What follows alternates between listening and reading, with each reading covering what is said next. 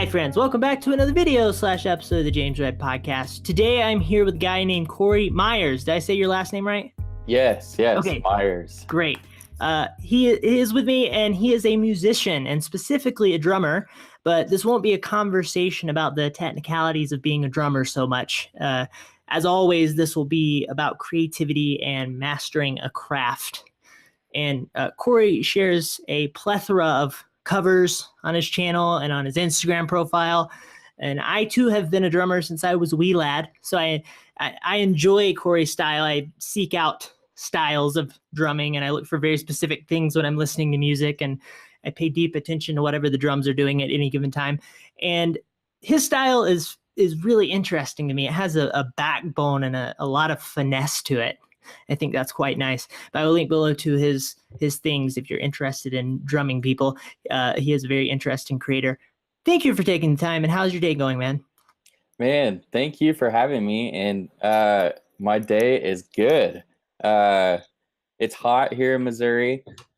Humidity is high, and I unloaded a bed out of my apartment today. So I got a lot accomplished. It's like if you don't get enough of a workout while you're playing drums, you can always lift the bed. Oh, good strategy. Yeah, definitely. And I think actually playing drums is probably more of a workout than carrying a bed. Correct. And it also depends on what you play, I suppose. Yeah, that too. That's awesome. So where can people find you if they want to? Well, I mean, I'm online pretty much anywhere, and the MySpace? Yeah. I was on MySpace back in the day. Not anymore. I don't think you can find a MySpace now. No, and that's funny. What's the other one that was popular? Zanga. My wife yelled Zanga. Yeah, she yelled across the house. Yeah, Zanga was a popular one back in the day. There's Friendster. I never got on that one. I'd never heard of that one. Yeah. That was I don't even know. I know nothing about it because I never used it. But do you remember AIM, AOL Instant Messenger? Yes, I do. Oh, that was good times, man. That was good times. I spent a lot of time in the wee hours of the evening talking to all sorts of people, romantic partners and such. Anyway, so okay, so what I want to talk about today is your craft of being a drummer and how you have grown that over time. And first off, I'm curious, why did you decide to become a drummer in the first place? Well, really, it started when I was a young kid. I got my first drum kit when I was 2, and it wasn't a full kit. It was just a kick, snare, hi-hat type of thing. And I think my parents kind of noticed that I had rhythm when I was a baby. And, I grew up in a church where they played music in the services, more contemporary style music. So there was a drum kit and even a percussionist there. And I think as a baby, I've heard stories that I would keep rhythm in the seat, even just as like a 1-year-old. Then when I was 2, my parents bought me my first drum kit. They were like, Jesus gave this man a talent. Yeah, pretty much. I pretty much was born into it. Yeah. But I didn't just gain the skills that I have. I had to work on them. And so I got a first drum kit at 2. It was something that I loved over time. And then moving forward, I got a full drum kit when I was 5. And that's when I really started getting into playing songs and playing with my dad, who's actually a guitar player. And we would just jam in the house when I was a kid. And so I just grew up around music. My whole family is musical. My grandpa, he taught music. He was a trumpet player and a jazz musician. And then my uncle is still to this day a professional jazz drummer. And his name's Mike. And wow, you have a lineage there. Yeah. That's fantastic.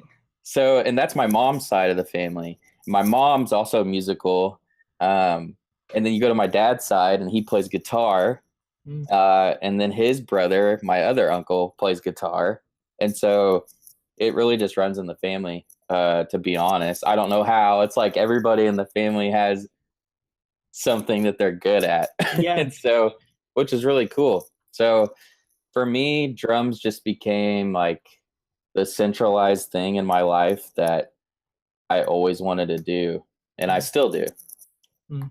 So It's that's interesting. It's interesting. We have very, very similar stories. I grew up in the church world too, playing drums. I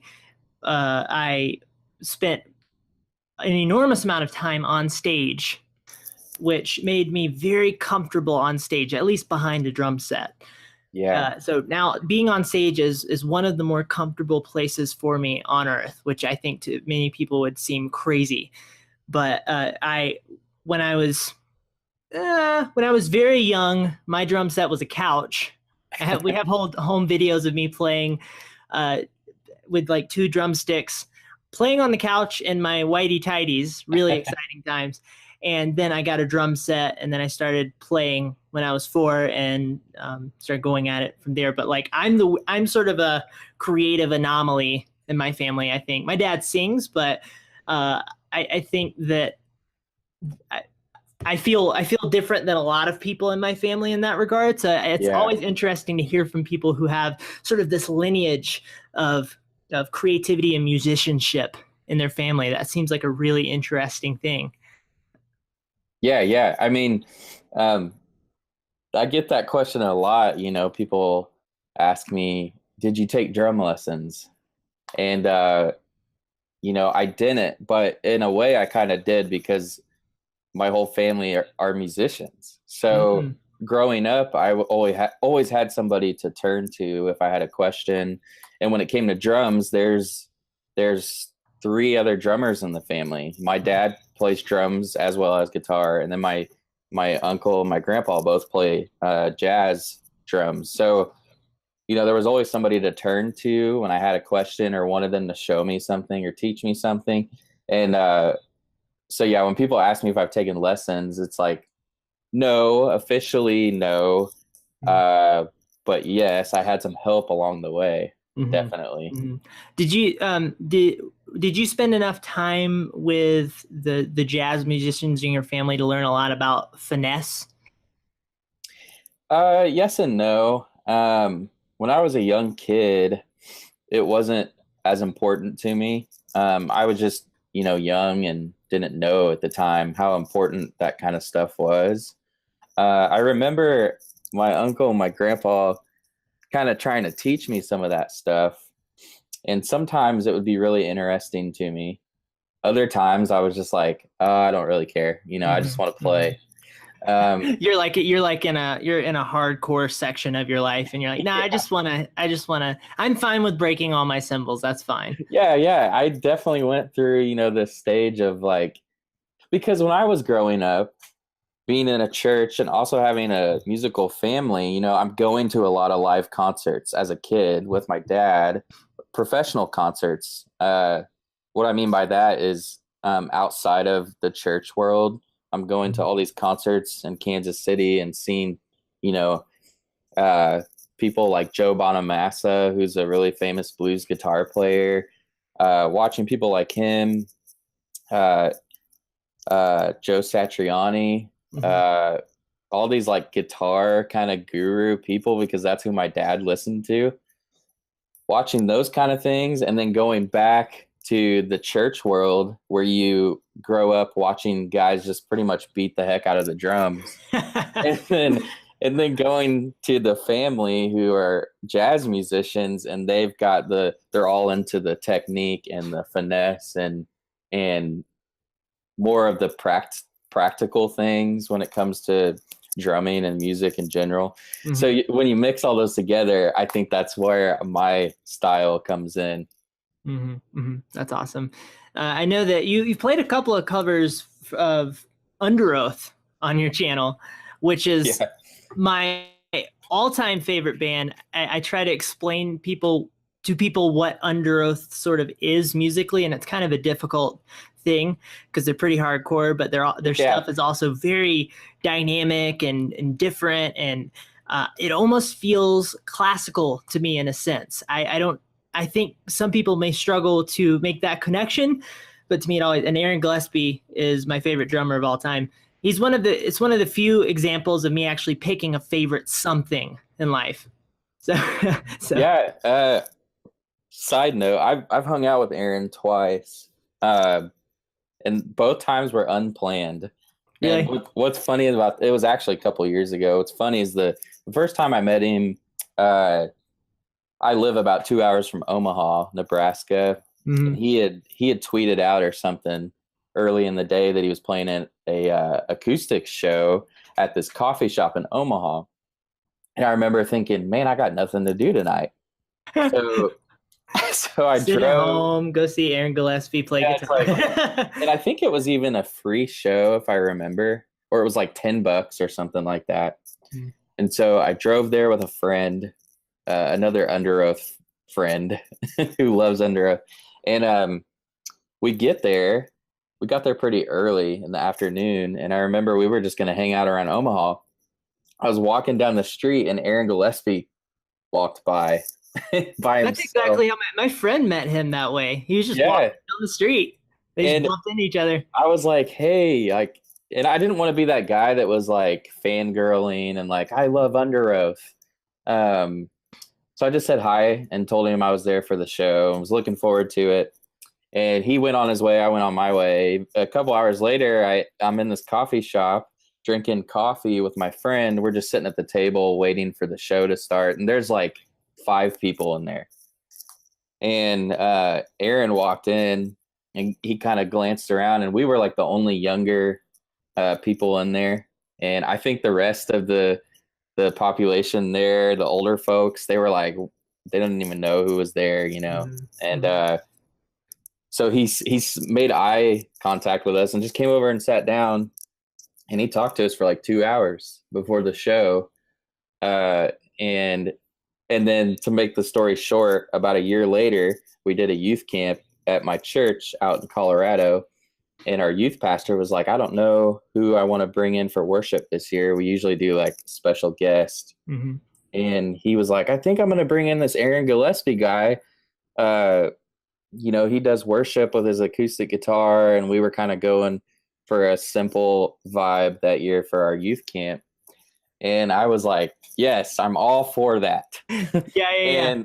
And so he came and did the worship at our youth camp, but then he was in the middle of a tour, and his next show was like 2 days later in Denver, and we were like 2 or 3 hours from Denver out in Colorado. And our youth pastor was like, hey, Corey, do you want to drive Aaron down to his show? So I was like, yes, I will. And so it was just him and I again for about 3 hours in the car. And Dude, that's so awesome. what's funny is that was like a year before Under Oath got back together. Mm. And I remember asking him, it was just us. I Did he was have like, short hair at that time? yes. Yeah, he had shorter hair and he had it like slicked back or whatever. I used to have long hair that was as long as his. So that was one of the reasons why I loved him. Is I had a lot of energy on stage. Here, I'll actually show you. People used to call me Animal when I would play. For people who are listening, this is a shirt of Animal from the Muppets. That's awesome. For one, because I had this long red hair and it looked like a fireball. And two, because I had a lot of energy. I've always had a lot of energy when I played. And so that was my connection to him. I always thought it was fantastic. Somebody else looked kind of like me. He wasn't a lefty, though. That was the only disconnection. But anyway. People probably thought you were Aaron Gillespie. Yeah, that's what I was going for. I would get Shaun White a lot. The general public, back when his hair was long, people would literally yell it out of cars at me, and I would just play along and confuse them. It was good times.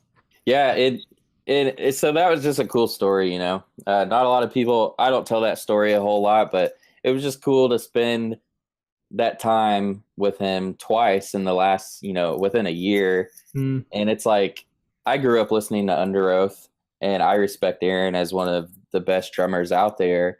And so for me to end up in a coffee shop with the guy, and then a year later in a car with him for 2 or 3 hours, just one-on-one, I was like, man, you never know what situation you're going to be thrown into. Mm-hmm. And so, and one of the things I love about him is he's an incredibly unique drummer from many different perspectives. One being just his style is really intense and raw, but it's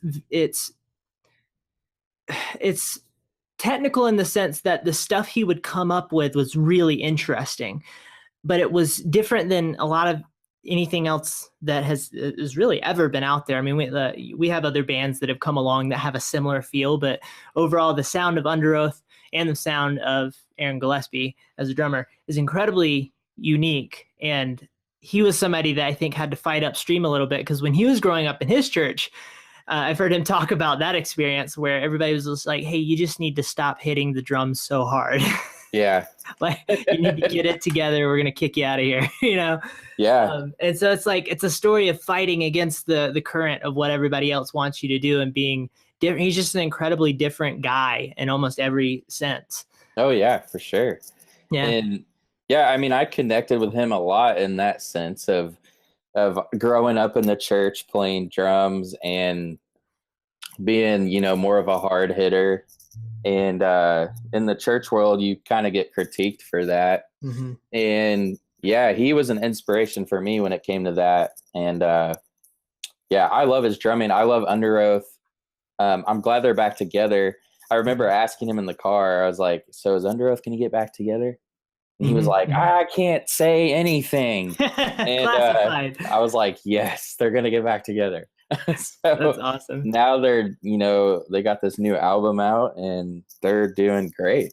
Yeah. They changed their sound a lot. Okay, well, we could spend the rest of the conversation talking about Underoath easily, but let's move on. For sure. So I'm curious, what do you love about the craft of playing drums? Oh man. For me personally, I would say I like the creativity that comes with playing drums. What a lot of people probably don't see is there's so much more that goes into drumming than just playing a beat for a song. And that was kind of something that I wanted to tackle when I started posting stuff online, was just to show people that drummers are not there to just they're there to be a backbone, don't get me wrong, but they're not. There's so much more that goes into it, and people just think that it's sometimes maybe easy to be a drummer compared to maybe some of the other musicians in the band, like a guitar player or a piano player, whatever. But it's not the case. I think most of the time, and people that I've run into would say that being a drummer, it might be the most difficult job. And so that's something that I've really tried to showcase online. But for me, it's all about the creativity, and not just playing drums, but the sound of the drums, how you tune them, how you record them, the science behind it. That kind of stuff intrigues me just as much as playing the drums intrigues me.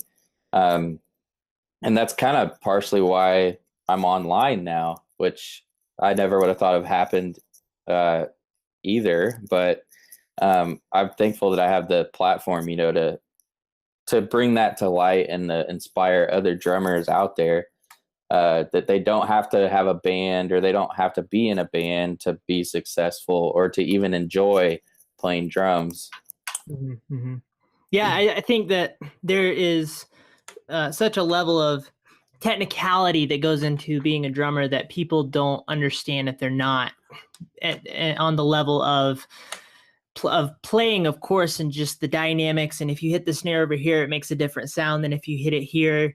And the cymbals especially are these incredibly dynamic pieces of an instrument that you can, you hit up a ding, and then building that finesse and that muscle memory into your arms and your feet, and making all of those things work together in harmony is an incredibly technical process. But I think people watch drummers do it well and they think, oh, that's that it feels so effortless to Yeah. watch from a distance, and you think that you can pull that off.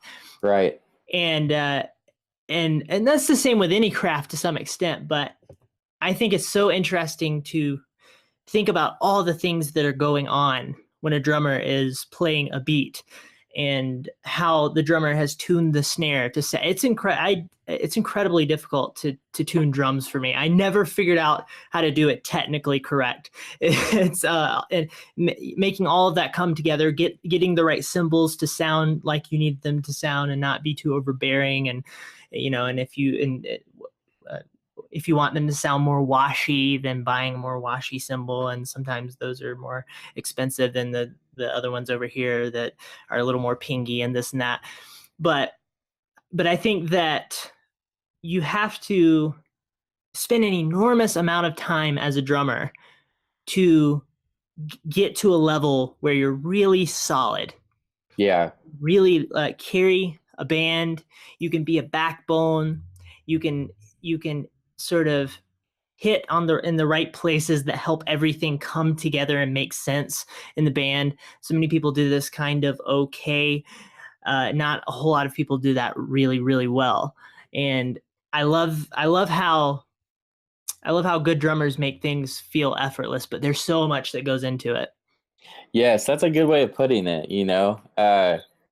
You look at the music industry today, and there's drummers that you might call like the backbone drummers. Those, you could almost say those are like the studio drummers, because and there's nothing against them. I do studio stuff all the time.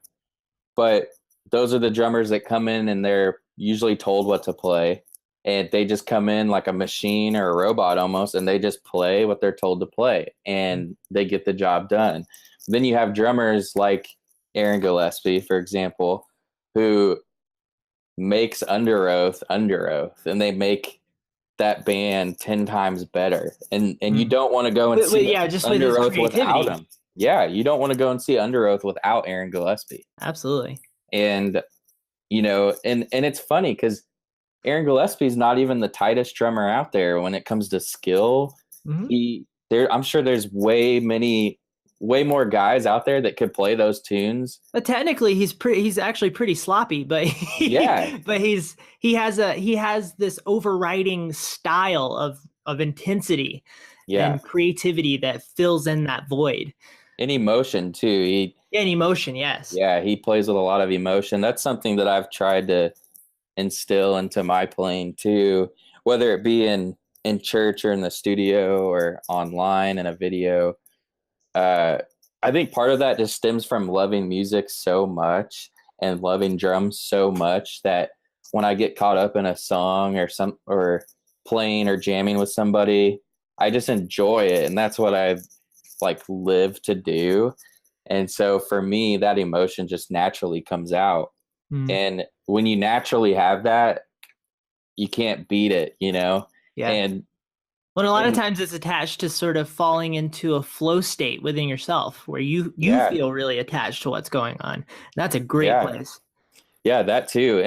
And that's the hardest thing to explain to aspiring drummers Mm, is, I get that question all the time, is how, and it's worded differently, but the question might be, how do you get so good at drums?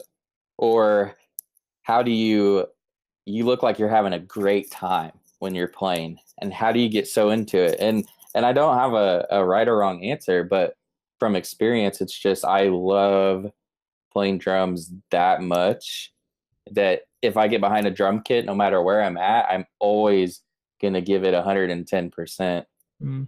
because it's what I like to do. Mm-hmm. I think another thing that helps a drummer get into a flow state is, or any artist for that matter, is when you have this nice intersection between these two things where it's not too challenging, that you're thinking really hard about it to try to accomplish the task at hand.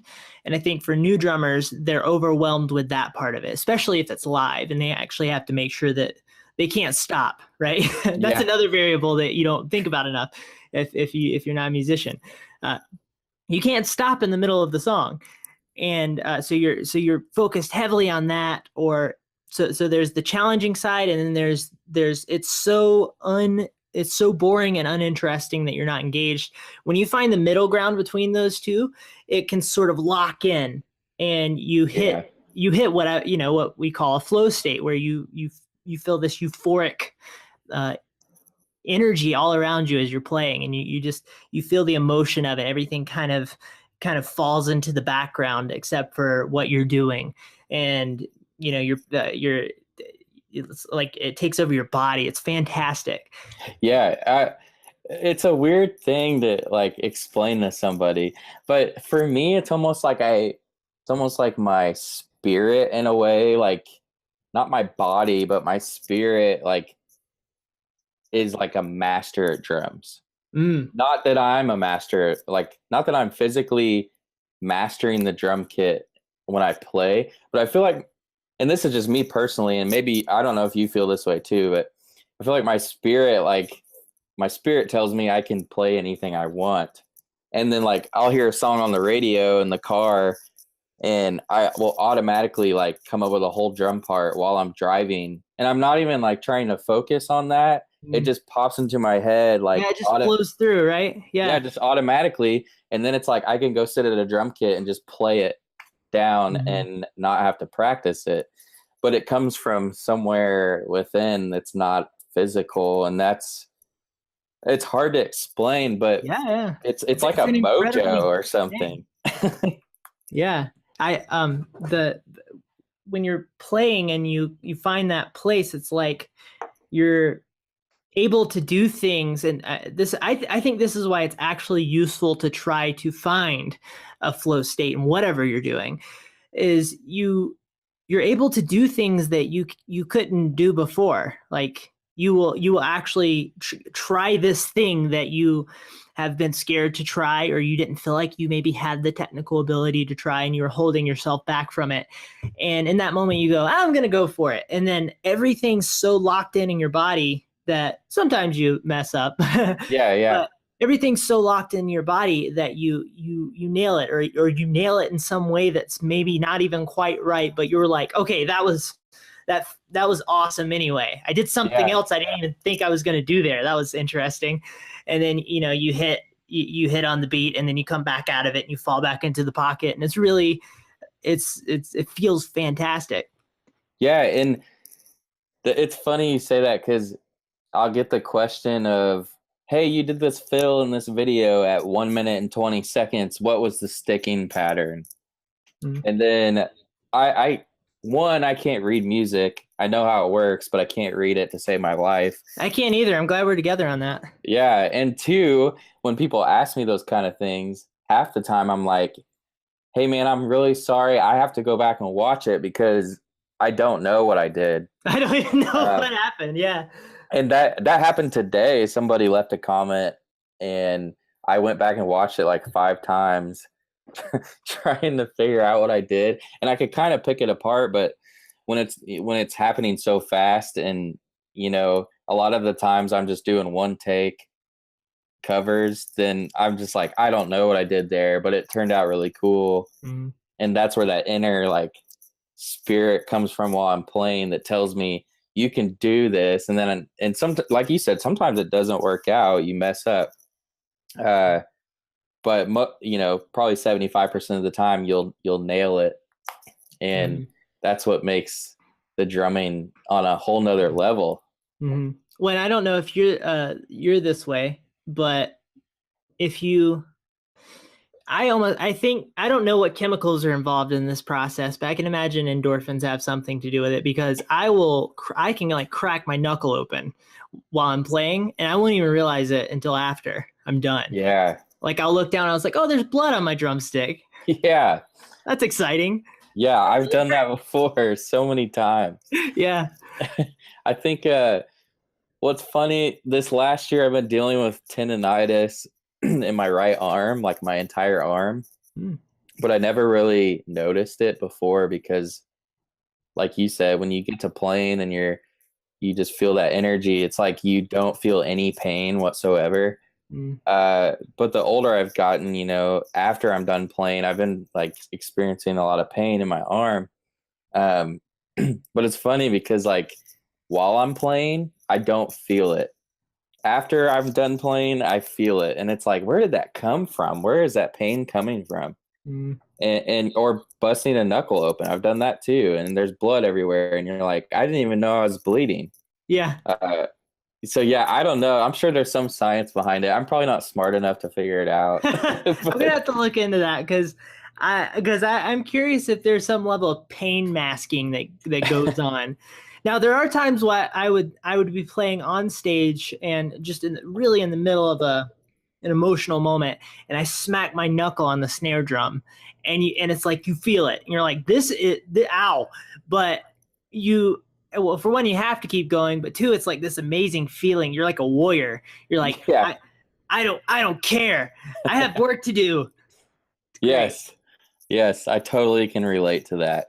It's awesome. Cool, man. So another thing I was curious about was in the realm of practice, what does practice look like for you?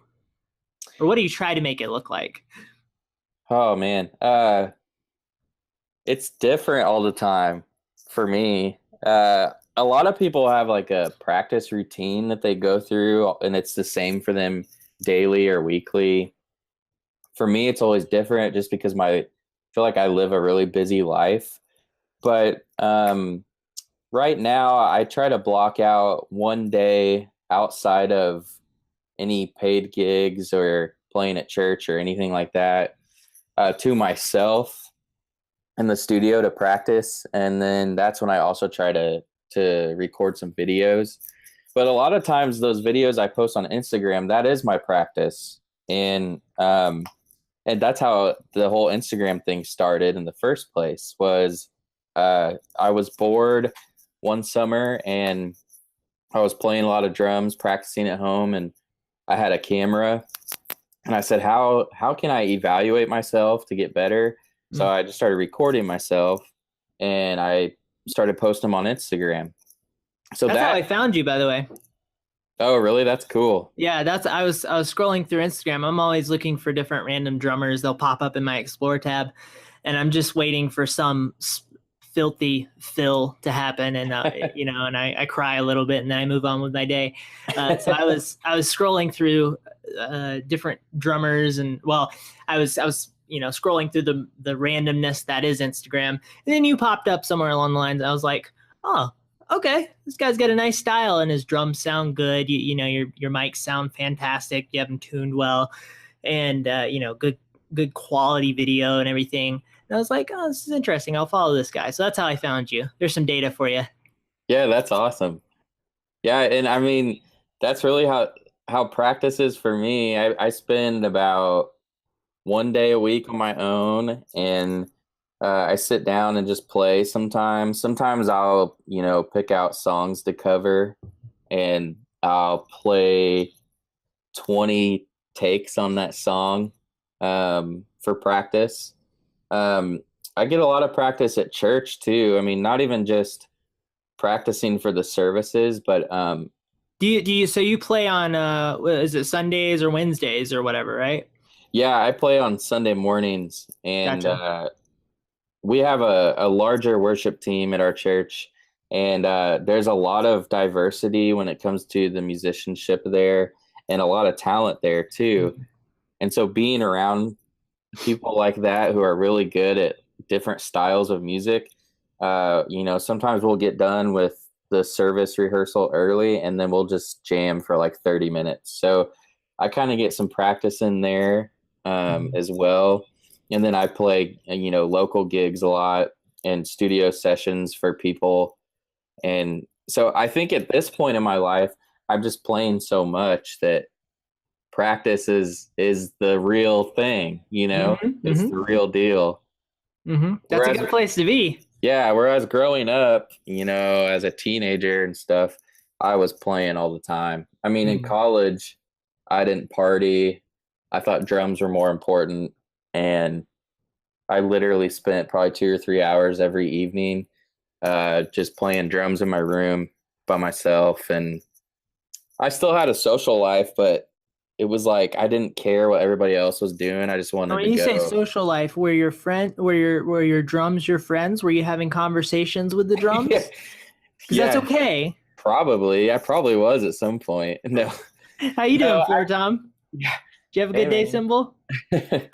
Yeah, I mean, I guess what I mean by that is I didn't like limit myself to the point where I didn't have any friends because of drums, but I definitely skipped out on a lot of like the college party stage because just would have rather play drums. Mhm. Well, I think okay. So 2 points. First off, I think that people who don't grow up in the church world, they don't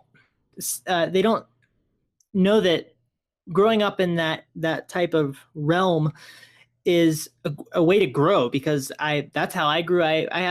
Um I have a friend who's a pretty successful creator now. She grew up in the church production world, and it's a fantastic way to grow as a creative person. Yeah, I think a lot of people have an experience of church that is where you don't see that so much, but I think me and you grew up in the type of church world where production and lights and music and excellence were highly regarded, and so you they would build teams of technical people, some people who weren't so good, but people who were really good at what they were up to, and there's a lot to be pulled from that. I'm so thankful for my years there. The second thing was you were talking about. Oh no, I lost it. What was it? You were talking about.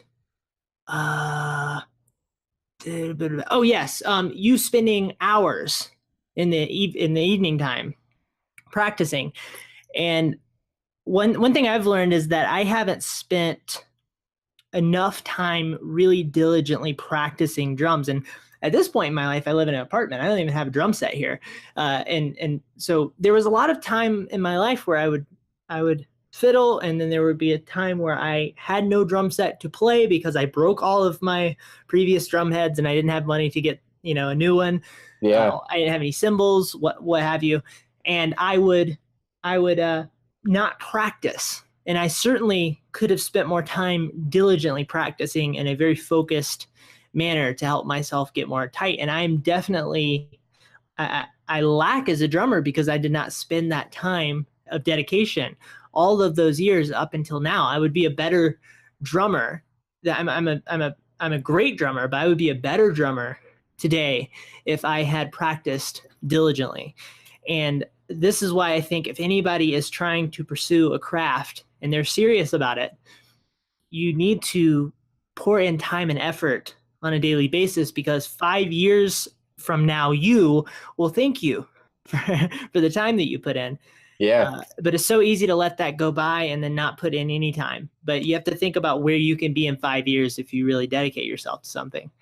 yeah. You have to be driven, and a lot of people just expect to be good at something after doing it for like a month or 6 months or a year. And then they ask, I'm not getting any better at this. How come? And then you ask them, well, are you practicing? And they say, maybe once every couple weeks, or I just haven't had the time because I've been busy at work or school or whatever. And those are, I mean, that's fine. Like, I went through school, I worked a lot of jobs during college, but I was so driven that it didn't matter how busy I was, the drum and the practice time was gonna fit the schedule. Uh, Yeah, it because was like a non-negotiable to some yeah, extent. and it Yeah. still is. And like even now, like I just got married, and so I'm learning like this new lifestyle of adapting to somebody else's schedule. Living But somebody else's life as well as yours. yeah, and but the nice thing is like my wife is very understanding that this is something I like to do and it's important to me, and if I don't do it, I might go stir crazy. um, but she also has things that she likes to do, and so during the week, Probably less loud things, I bet. yeah, for sure, she's more of a people person. She likes to go hang out with her friends. Mm. And I'm a people person too. But we just like we've worked out this schedule, to where at least one day a week she goes and hangs out with some friends of hers and gets coffee, and that's my studio time. Mhm. And we respect that for each other, and it's just a healthy thing to do. But I've had to learn, I went from being single and being able to practice every single night to now living in a apartment just like you, and I don't have a drum kit here, and I have to find the time, and being married, and keeping all these relationships with your family and your friends, and it's crazy, and I'm sure you can relate to that too. Mhm. And any creator, whether it's drums or something else, I'm a big NBA basketball fan, and something that I take away from those guys and interviews and stuff that I watch on YouTube is that they sacrifice a lot of time away from their families to pursue their craft. Mhm. And that's why people like Michael Jordan and LeBron and all these people are really good, because they get there early and they're there late, and their teammates are saying, "Oh man, they put the hardest work into the gym, and they have kids and they have wives, and I don't know how they do it."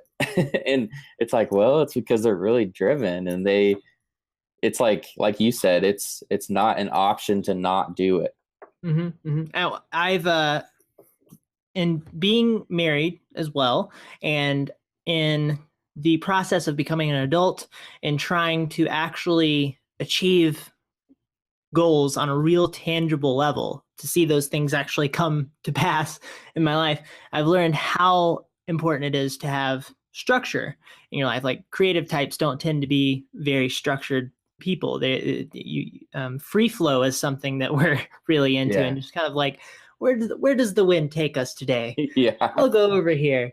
And there's like tremendous value to that. You can't get rid of that, because you can become overly structured, and there are people like that, and it's a very bad thing.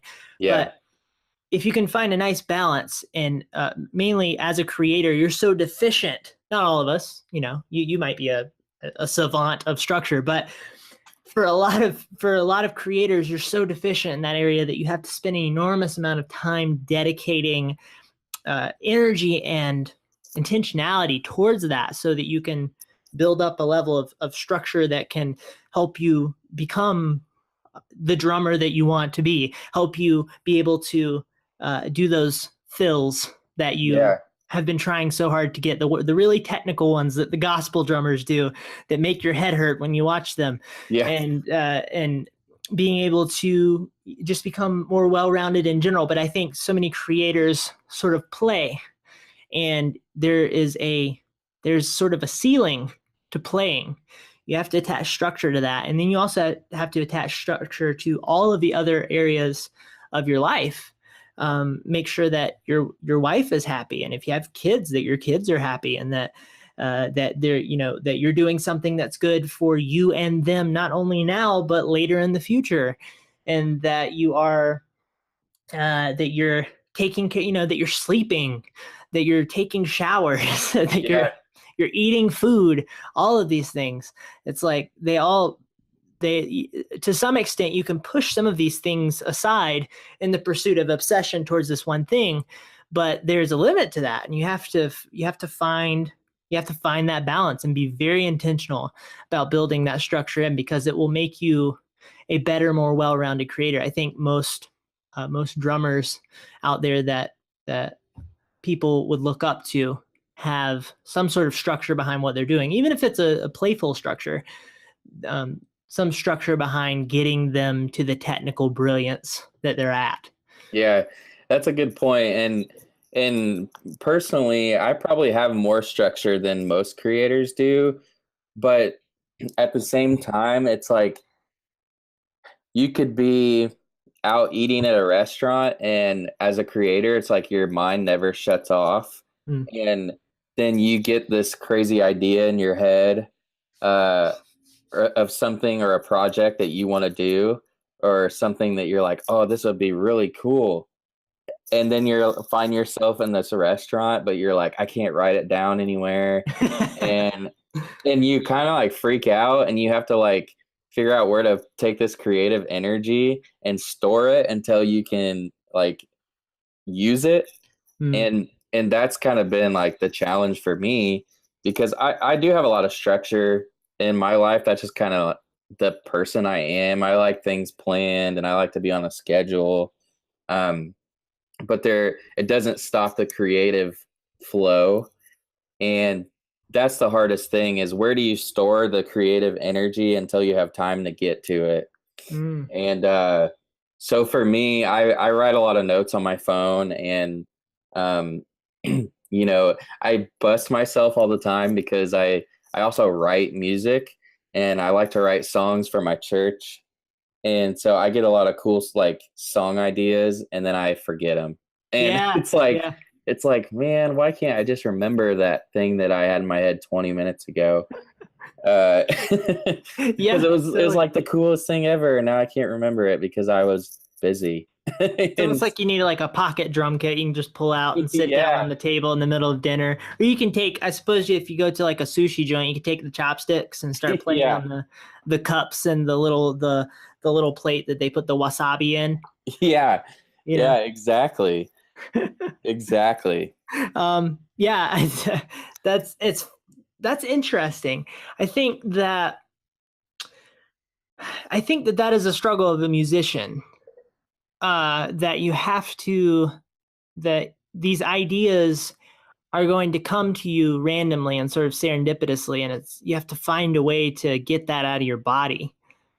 Yeah, and it's interesting how in all arts and hobbies or whatever you want to call it, music, it probably is one of the harder ones, especially as a drummer, because you physically can't have a drum kit with you everywhere. Right. And whereas like, and I don't want to speak on behalf of any creators out there, but when you look at, I have friends that are artists who draw and they paint and they're very good at it. But I look at them and it's like, sometimes I wish I could do that, and I get jealous because they're able to kind of document their ideas more than I can because it's on paper. And it's I, interesting. It's just interesting. I get jealous of writers because I love Yeah, writing.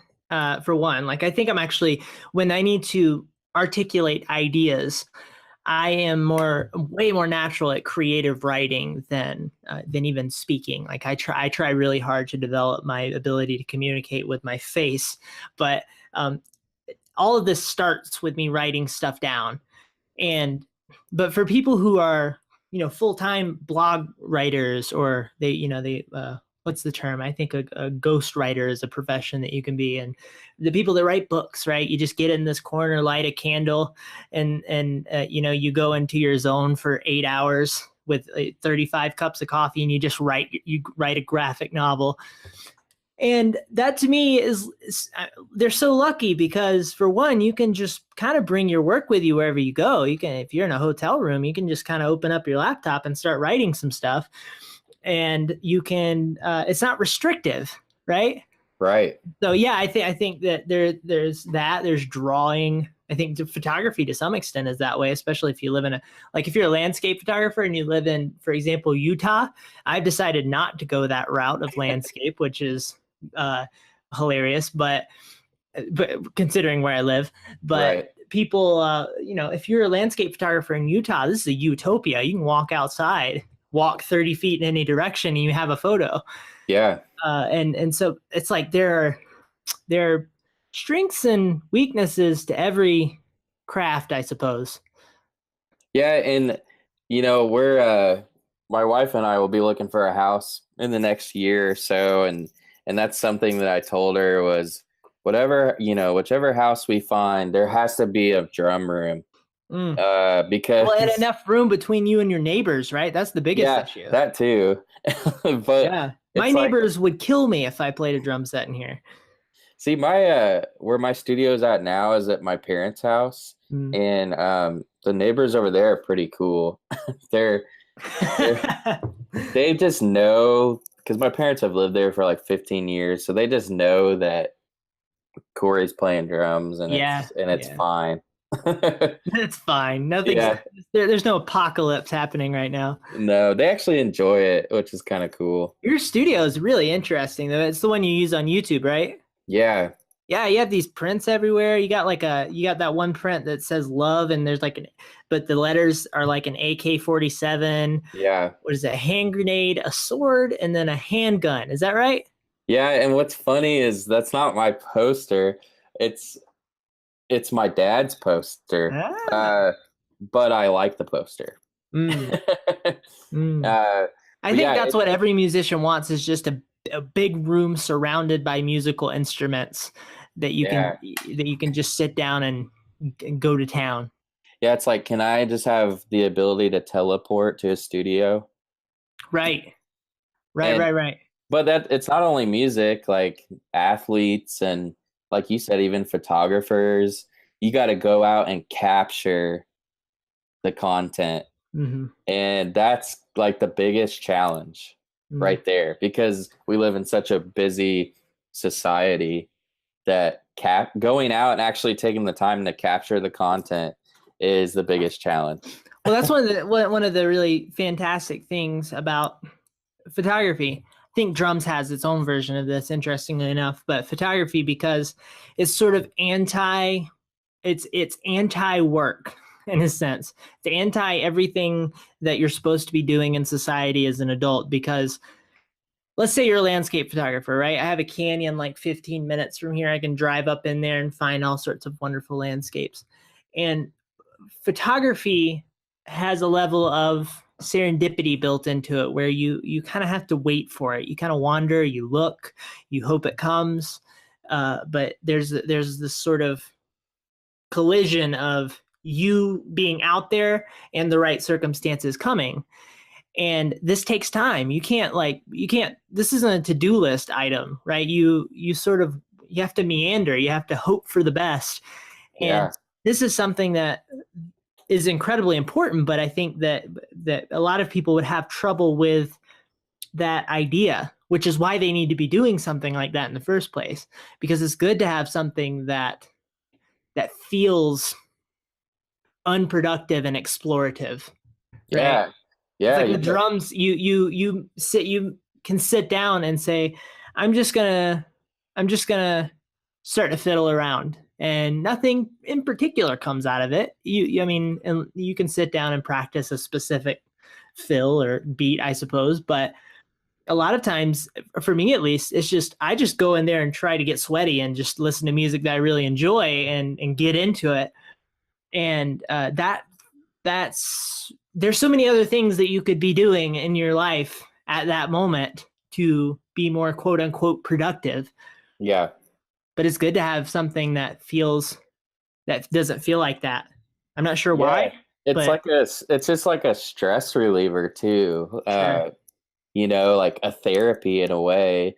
And I always tell my wife, like, going and playing the drums once a week in the studio is like therapy sometimes because maybe I've had a really bad week or I've just been really busy and I like can't get my mind off of normal like life things. And so going to the studio is like my therapy session. The drums are like my counselor in a way, Mm. you know. It's cool. And It's good to have something that too that you're I complete. don't talk to them though. You no, yeah, okay, okay. Well, I'll be the judge of that. Um, so one day we're gonna have a live stream of you. You're gonna be playing drums, and you're gonna get done, and you're gonna forget. You're gonna think that you turned it off. I'm sorry I hit you so You say, hard. I'm so sorry. I didn't mean to hurt you. Yeah. Sorry, I tore a hole in your face. So- But there's something incredibly valuable about doing something that requires you to be totally present too. And Yeah. music is one of the best versions of this that life has to offer, specifically when you're playing with other people, because you have to stay with them. So the music, you can't just like you can't just like pause your iPhone, right? And so it forces you to be completely engaged in that moment, which is something we have a hard time doing as humans. Yeah. And so that's probably why it's so therapeutic is because you have to forget about the rest of life for a little bit. Yeah. Yeah, it's interesting you say be present. That's something that I learned at church actually. Is we kind of have this motto um, that that you want to be present to the presence of Mm-hmm, something. mm-hmm, And so, like nature, for example, is always there. Like nature has presence 24/7 to mm-hmm. everybody, but it's up to you if you're going to be present to it. Yeah, And yeah. Or decide to make a connection with it. yeah, Mhm. so my drum set is always going to have presence, but I've got to make myself present to it. Mhm. So yeah, That's a fantastic way to put that. I think that's really interesting. I'm gonna and write that that down somewhere. yeah, and it's not just with drums either. You can adapt that to anything, Mhm. even relationships. Yeah, yeah, yeah. I mean, if you have a wife, it's like, how many times have you not been present to the presence of your wife? it's Right. it can be a very difficult task when they're kind of sitting on the couch like they were the last time you went in the room. And it's like Yeah. you're always around each other, so you forget how beautiful that presence is. Yeah. Yeah, Exactly. it's absolutely right. Um, I think for some people that comes very natural, and for some people it doesn't. I struggle with that because my brain is very analytical, and whenever I'm doing something, whenever I'm practicing a craft, I have to be very intentional about getting myself into a place of emotional presence, and kind of letting the analytical half of my brain chop it off and push it over here for a little bit. That's really hard to do, but I think that is an important component to being an artist for all sorts of different reasons. Yeah. I couldn't agree more. Mm. So back to the practice idea. I'm curious, what is the value? Well, first off, how much do you actively utilize this idea of repetition, and what is the value of that for you in trying to accomplish something? As far as repetition and the value in that, I think repetition for me, it just keeps me faithful and honest to the craft. Um, if for me, repetition looks like every Tuesday, I'm going to the studio, I'm practicing, I'm filming videos for people to watch.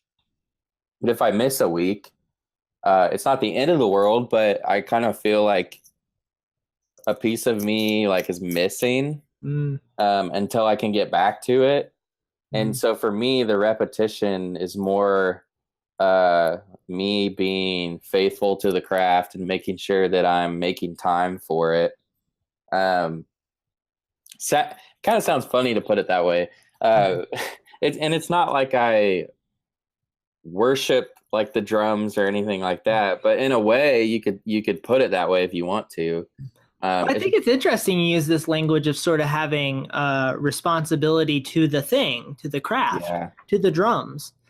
Not that the drums are going to get mad. We're really leaning towards you having conversations with drums, Corey. I think that's what happens whenever nobody's watching.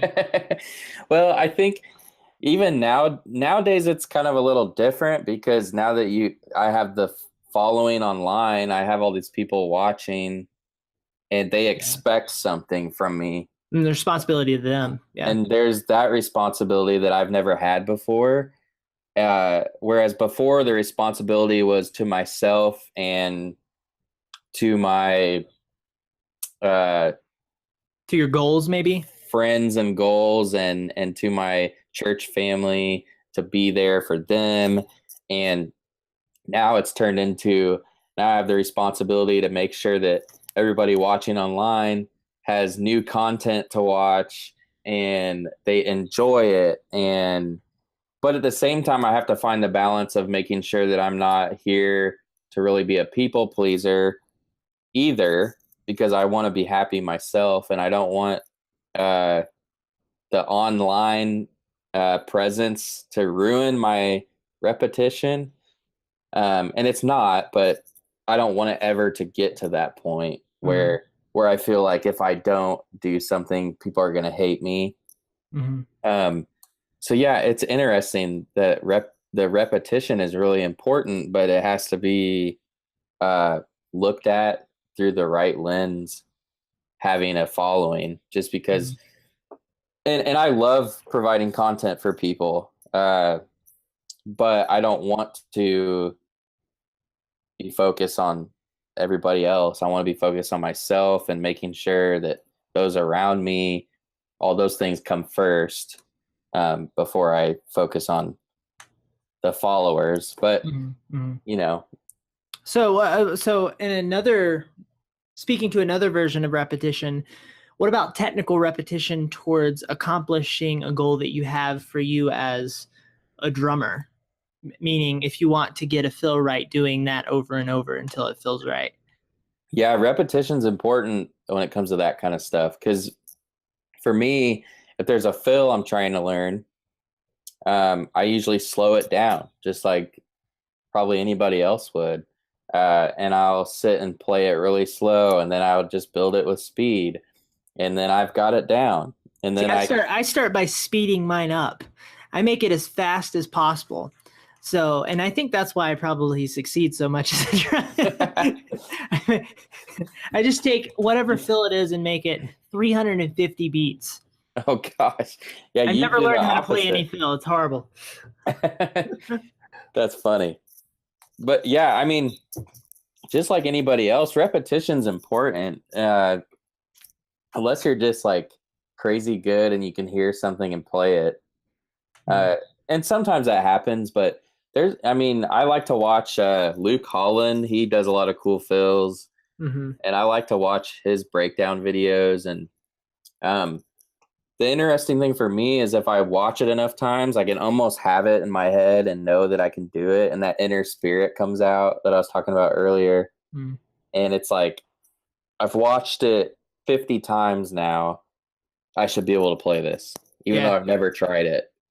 Uh, so it's just interesting. But sometimes I just go straight to the kit and I try to hash it out there. Mhm. Well, I think even if you're not practicing actively towards repetition, meaning that your practice is sort of playful and you're just playing music that you enjoy, the repetition is incredibly important for just building up the simple muscle memory to get your Yeah, arms and your legs to do what you need them to do. And this applies to any craft yeah, that you're taking part in. The muscle memory uh, also applies from a mental perspective. If you're a photographer and you're trying to take photos and get your composition right, getting your mind to put the camera in the right spot and getting your whole body to go into the right place to capture the right framing, getting the sort of navigating yourself to the right place to capture light in the right way, and all of this, it comes through repetition and building. It's the things that you don't have to think about. yeah, yeah, And I think as definitely. as a creator, we when we sort of level up as a creative type of person, we forget about everything that happened behind us to get us there, and then we go, this is my arms just do this. This isn't muscle memory, right? But Yeah, your arms only do that because you spent hours and hours and hours yeah, teaching them how to do that and make it not feel mechanical and stiff. yeah. It's like riding a bike, you know? Sure. I mean, you when you first learn how to ride a bike, you can't do it, and then you take the training wheels off, and you're like, I can't do this. I'm not ever gonna do this. And then you do it 100 times, and then you know, after so many years of riding a bike, now you can just get on a bike Mm-hmm. and ride it. And right before that, as a kid, and we experience this nowadays with everything that we try that's new, right before that was the scariest moment of your life. You're Yeah, like, I'm going to die if I try this. yeah, And right after that moment, as soon as you have that breakthrough and you spend the extra time to get actually, proficient at it, and it becomes natural, it becomes so incredibly easy. But like going back to like a baby, when they're learning how to walk. It's an incredibly technical process walking. If you I sort of reference the like robots in my brain where like they would build these robots and they're trying to teach them how to walk, and all these algorithms Yeah. and technical codings go into getting the robot to move their legs in the right, the right speed, and get it to land on the right part of the foot and all this stuff. And we do this very naturally, but it's all built on rep. I have a fly trying to attack my face. It's all built on repetition and doing the same thing over and over until it's boring and very frustrating, and maybe you don't ever want to do it again. Yeah. Yeah, repetition's important. I mean, and it might seem monotonous, but you just have to know that it'll get you somewhere. Yeah, absolutely, absolutely. So now I want to talk about. I learned just today. I was looking through some of your videos that you have a partnership with Remo, and for everybody who doesn't know this, Remo is they make drum heads and this sort of thing, and it's like it's like a skateboarder becoming a pro skateboarder and partnering with the brand, this sort of thing. And so, how did that come about for you? It's actually kind of interesting. About I'd say like 2 years ago when I started doing videos online 3 or 4 years ago now, and about 2 years ago I had a decent following, um, and this was around the time that I was like, I wonder if I can get any sponsors. So I just started reaching out to these companies, Were filling you out trying to get money or just free stuff? just stuff, just gear. Just stuff. Cool. I just wanted gear, and because I like drumming so much, I don't even care about money. You know, I mean, I do to a certain degree, but It's important to it's allow you important to to not have care about money, money, right? right? But reaching out to these companies, it wasn't about money. It was just about, hey, is there any way you can help me out? And I reached out to Remo a couple years ago, uh, and filled out, the application or whatever to be an artist. And I think I got one of those automated responses or whatever that was like, at this time, we cannot endorse you or whatever. And that was totally cool. And no hard feelings to Remo. But I kind of gave up with the sponsorship thing. I was like, if anybody's going to sponsor me, they'll just approach me. Mm. And so actually a couple months ago, well, about a month ago, it wasn't too long ago, um, they had uh, reached out to me via email, I believe. Was that or it was a direct message? I can't remember. And basically just said, um, hey, we'd like you to join the Team Remo family. And long story short, two of the guys that work there that are kind of higher up are followers of mine on Instagram. And I didn't know this at the time. They just follow me on their personal accounts. And they had emailed me and said, hey, we follow you on Instagram. We'd love for you to be a part of the Team Remo family. So they just randomly reached out to you. Yeah. So that's kind of how the conversation got started. And the funny thing, and this is so weird how this happened, but the funny thing is that I got the email and I replied and I was like, yeah, I want to be a part of the Team Remo family. That's like every drummer's dream. And so I'm emailing them and I'm getting everything worked out and I'm getting them all the media stuff so they can put me on the website and signing my contract and everything. And then one of their reps reached out to me on Instagram in a direct message while all this was going on. Never talked to this girl before in my life. Never seen her anything. Never seen her username or anything like that. She messaged me that same week and said, hey, I work at Remo and I would love to endorse you. And I was like, well, that's great. I just got endorsed yesterday by Remo. So it was just like, it was kind of a funny thing because it was like, if those guys didn't follow me and reach out to me, it was going to happen either way. Yeah.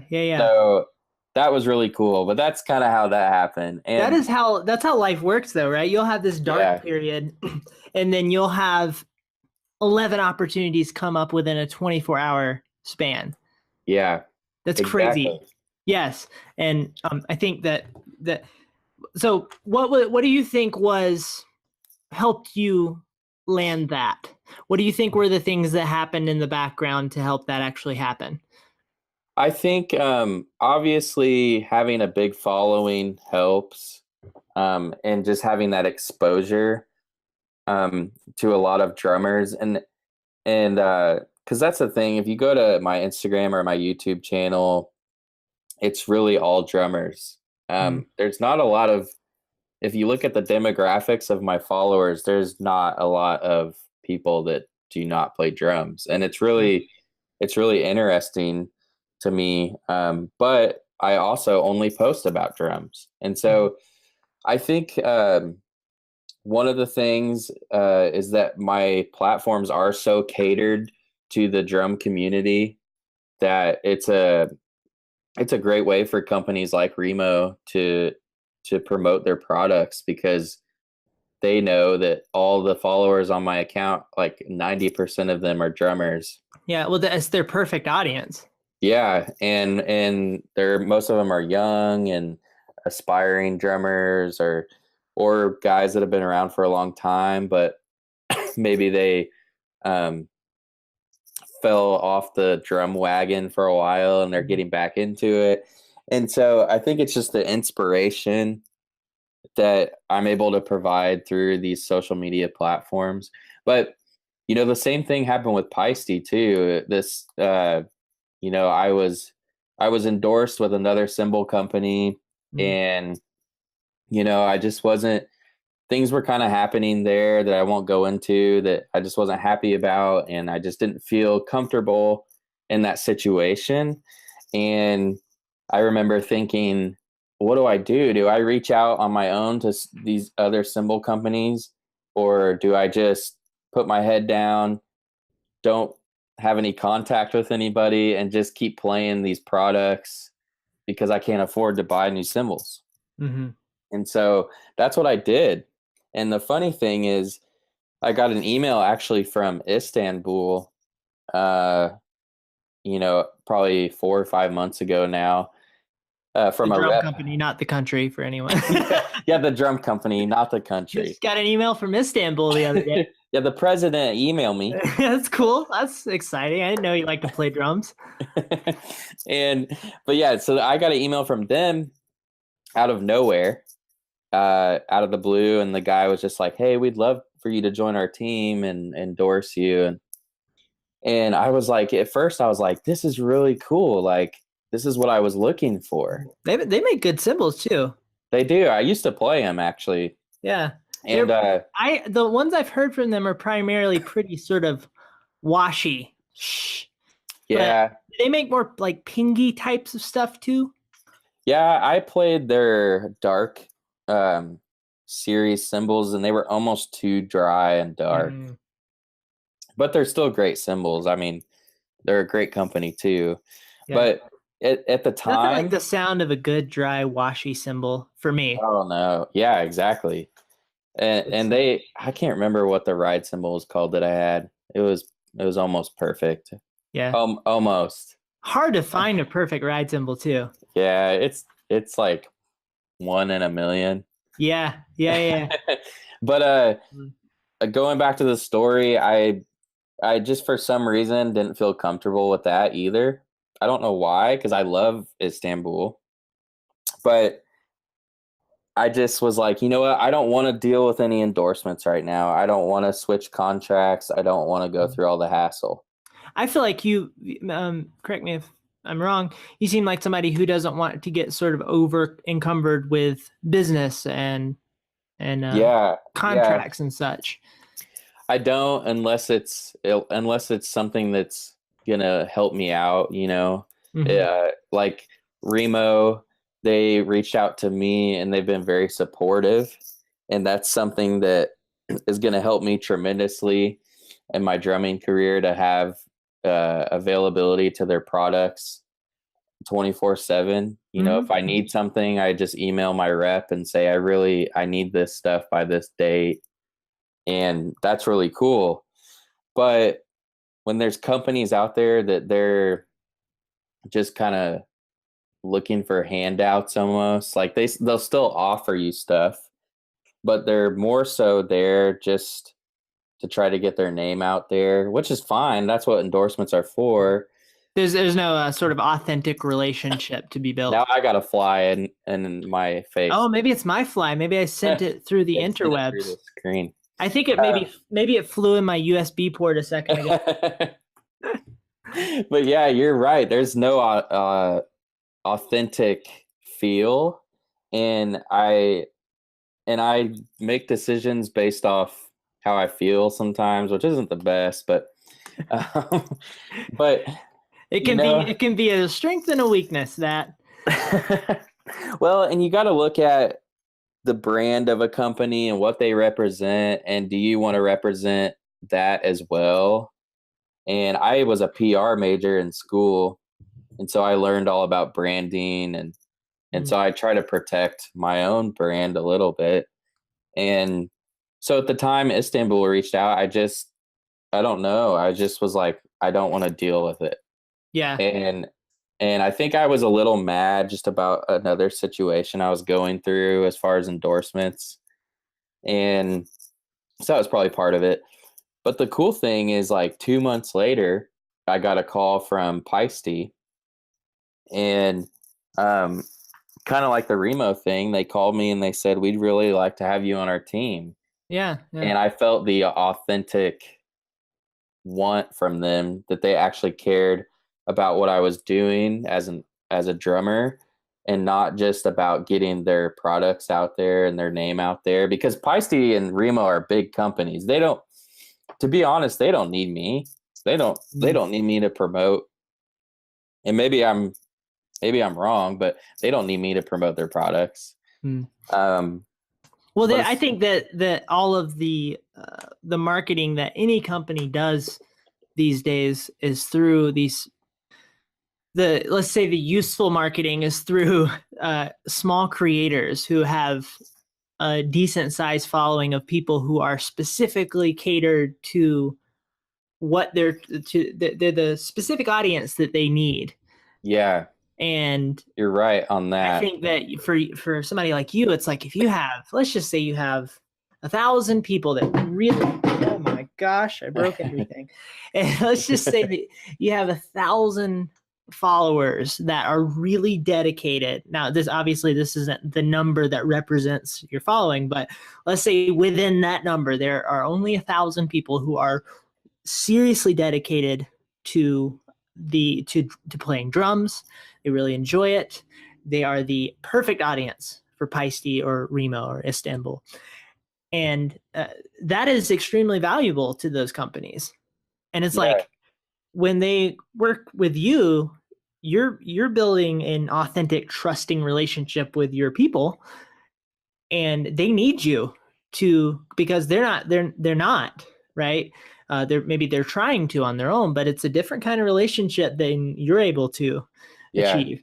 And so I think that these companies really need to be utilizing more of it. And I think most companies to some extent have come around to that.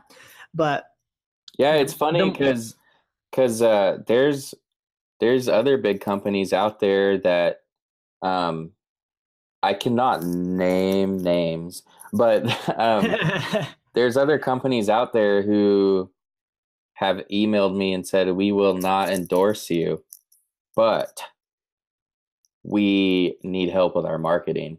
And in return, they will give me products or pay me or whatever to promote something, but I'm not directly promoting it in a way that you know about it.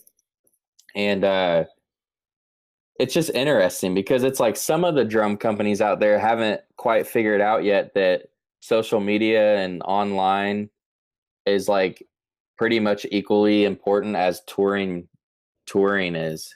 Oh yeah, sure. And that's a big think about the amount of people that see it on a daily basis versus the amount of people that may go to see a band. Yeah, exactly. online, like through you and through all the other drummers that are out there online. I mean, it's like millions and millions of people. Yeah, They better be getting a hold of them.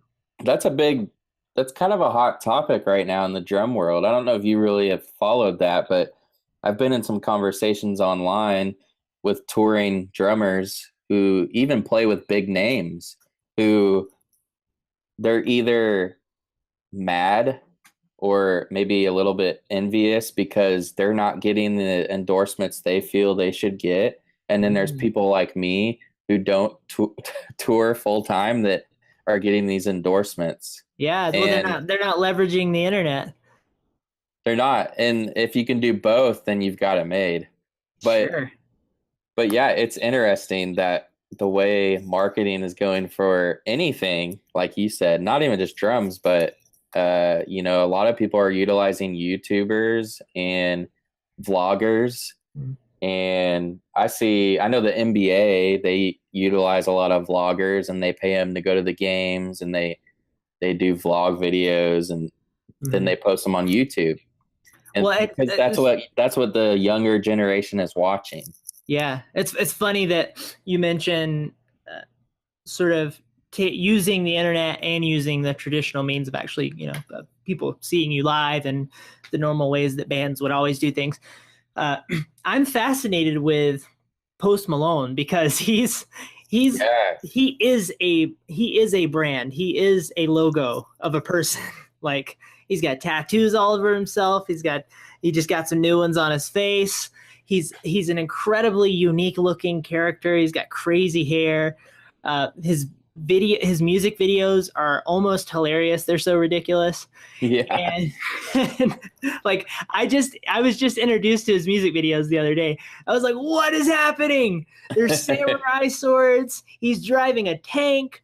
And so he's a master of branding, but he's a good example of this where, I mean, of course he's playing live shows all the time, Yeah.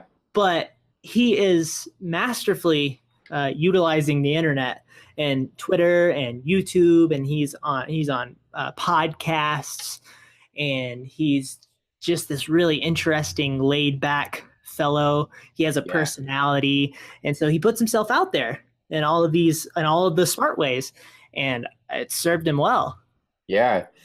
Exactly. And excuse me, that's the thing that some people don't realize how powerful the internet is yet. And I don't know. For me, I would have never dreamed of accomplishing some of the things I've done in a life, in my whole lifetime. But then now that the internet has like blown up and there's this platform to release videos and Instagram and YouTube, and even I've been doing some Reddit stuff, and I don't know, it's just opened up a whole nother world. And I've built relationships through Instagram. I've met um, well-known drummers. I've gotten free tickets to concerts. I've gotten to do all these cool things just because of being online. Mm. And it's crazy because some people could say that the internet is fake, and not everything's true on the internet, and there's truth to that too, but there's also real people behind those phones. Mm-hmm. And that's why I like Instagram so much, because it's still like a mobile thing, and it's more honest than Facebook or Twitter. Did you hear that they're playing around with the idea of allowing you to upload an hour of video to Instagram? No, There you go, dude. You could play a whole concert. that would be crazy. I don't know how I feel about that yet. I don't know either. It's very strange, but It could be, yeah. It could be they're good or definitely going to have to bad. allow you to move the playhead. Yes, I think it would be a good thing if Instagram stays a mobile app. I know. I like the.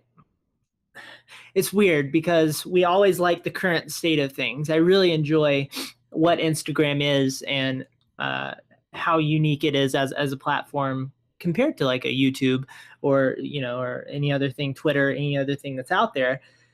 But one good thing about it is that they will, if they do this and they do this well, they would be a competition to YouTube. And I think Yeah. YouTube needs a competitor right now because YouTube is a monolith. Like it can do whatever it wants. And I'm kind of interested in that for the sake of competition and everything getting better. But I also don't know. I don't know how I feel about watching an hour of video on Instagram. Yeah, I think the only way I'd watch it is if it was like a concert or maybe a podcast like this or yeah, I don't know. I like YouTube, but I only watch YouTube if I'm pretty much on my computer. Okay, Um yeah. I mean, I watch it on my phone too, but I like coming home and getting on my laptop and watching random stuff. Mm-hmm. Um so I don't know. I think it'd be good though for YouTube to have a competitor. Mm-hmm. Mm-hmm. Yeah, that would be interesting for Because sure. and I'm sure you've read about all the changes YouTube's made, and all the small creators are kind of getting screwed over a little bit. When the Um, bigger ones, I think, are struggling with views too. Like I think yeah, and I don't spend a lot of time thinking about this stuff. I'm sort of in the camp of things are always going to change, and the best thing to do to sort of set yourself up against that is to do the things that have always worked throughout history. Whenever somebody's trying to grow something, I think like the best example of this is what we're doing right now, collaboration, yeah, because that has worked for thousands of years. That's how people get anything done in life. And so yes, it's like, so yeah, YouTube's going to do all sorts of weird stuff, and who knows, maybe it'll get so bad that people start leaving the platform. And if Instagram comes around and what they do is amazing, people might have half a mind to jump over there and be like, bye YouTube, because people are being demonetized and all sorts of stuff like this, and their views are going down, and all the chronological stuff that's going on. But yeah, I don't spend a lot of time. I don't know. I don't know as much as a lot of people do because I just don't obsess about that stuff. But yeah. it's certainly something to keep an eye on, I guess. I think if Instagram does move to an hour video, they probably would have to develop their web version of Instagram a little bit. For sure. I think that could benefit them even, but I do like the fact that it's mainly mobile and there's not a lot of spam on Instagram. Mm-hmm. Yeah. And the way that they handle ads is really nice. Yes. It's not horribly intrusive, and you can actually tell them you can make the ads go away if you don't like a Yeah. particular ad for whatever reason. Yeah. But it's like you have to they have to figure out how to do that and still serve the photographer community as well, because photos is sort of the DNA of Instagram. Yeah. There was a time when you couldn't. I can barely remember this time. I was second guessing myself.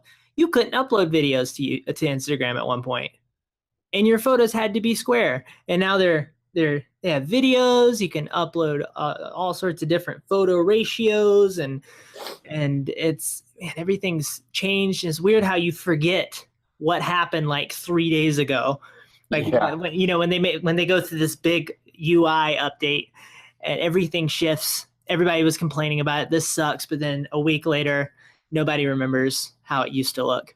It's Yeah, funny how that works. and when I started Instagram, you could upload videos, but it was 15 seconds. Mm. And that was like 3 or 4 years ago. And Instagram was not cluttered with any drum content. And now that it's, well, even back when it was 15-second videos, that's when it started gaining popularity and people started watching my videos and other people's videos. But then when it changed to a minute, I feel like that's when the floodgates opened. floodgates open and everybody's posting drum videos. Yeah. Well, and it's like 15, 30 seconds to a minute is a really, really perfect amount of time for a drum video, because a lot of drum videos, they sort of have the life of a pretty short snippet, especially if it's something that if you're trying to do a really interesting technical fill and you want people to see it, it's it's really nice to engage with Instagram or engage with drum videos in that way. Like for me, if I'm scrolling through Instagram and I'm like explore tab, I see somebody playing drums, and I like, a lot of it has to do with like if their drum set looks really nice and the way that it's set up is nice, and maybe they have a nice wood rim snare or something, and I'm like, ooh, okay, let's check this out. Yeah. And then I'll click on it and I'll watch it for 10 seconds, and I'm like, oh, and if it's really good, I'll stick around for a little bit, and then you just scroll to the next thing. It's got a really nice flow to it. Yeah, and I think a big thing for me is audio too. Like Instagram is a really visual platform, but if you're using it for drums, the audio's got to be just as good as the video, because Yeah, sure. and you can tell, like, just iPhone audio doesn't cut it, and sometimes like a GoPro will cut it because the audio is compressed, but that's what I found is I started posting videos, but syncing the audio to them, and that's kind of what took off for me. Yeah, once you sync up your mics and get them, like, make your audio step up to a new level, that's when it gets really, really fun. Yeah, that's something I've been focusing on this week is Spider. My apologies. Oh, you're good. Is how to get my mixes better, and that's something I always struggle with. But so I've been, diving into parallel compression and all these things and Pro Tools that I've never experienced before. So it's a whole new world, but that's what I was about to say. You took the words out of my mouth. It's a whole new world. Yeah. Exactly. It's weird. I'll fiddle around with audio stuff, and then I watch somebody who really knows how to EQ audio. Like, for example, do you know who Jacob Collier is? No. Okay, he's a musician. He's jazz. Well, I'll say jazz pianist, but also jazz everythingist. He's one of those guys that can play anything you put in his hand. But he will do these long form live streams, which are really fascinating, where he'll build a song. It's like 2 hours of him just building a song, and the stuff he'll do with the effects.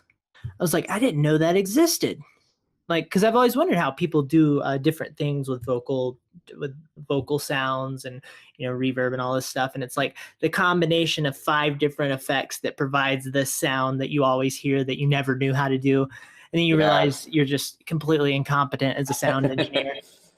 Yeah, there's a ton of stuff that goes into audio engineer. I mean, yeah, I've only touched the surface. I'd say I've probably done more than that, but it's taken up. That's like the thing I really had to teach myself. I was not gifted with mixing skills. One of the good things for me as a creative person is to bump into people who are not too uptight about the technicalities, because when you're growing up, you tend to run into a lot of people who sort of do things the right way, and then they let you know that you're supposed to do things the right way too, and you feel sort of incompetent because you don't do things that way, and you're kind of just fine with doing things the wrong way. And that can be really difficult if you're a young person and you're trying to become a creator. It really throws a monkey wrench in your brain, so to speak, because you think, oh, am I not a good creator because I don't sort of set up my mics, with the right, getting 45 degrees and whatever. And I don't use the proper effects. And I think it's important to remember that what I've learned as I've gotten older is that a lot of that stuff is a bunch of crap. You don't have to do that stuff. There's value to doing it the right way. And sometimes you do need to see where you should do it the right way and where you're being held back because you're doing it the wrong way. But that's not the most important thing. And I've spoken to more and more creators creators as I've gotten older who sort of just wing it. They just kind of Yeah. make it. Or specifically, YouTube. This is why I love the YouTube community, because a lot of these people are just throwing stuff together and they're hoping for the best, and they barely know how to turn their camera on, but they're making videos that they can tell a story, and that's what matters. And it's important to get around people like that if you feel like you're supposed to be more perfect than you are. Yeah, I actually had a guy one time message me, and he was like, "Hey, you should try moving your lights um, around because I can see them in the reflection of the the frames on the wall behind you." Mm. And he's super nice about it. Like, it was totally fine. But I remember just thinking, yeah, I don't really care.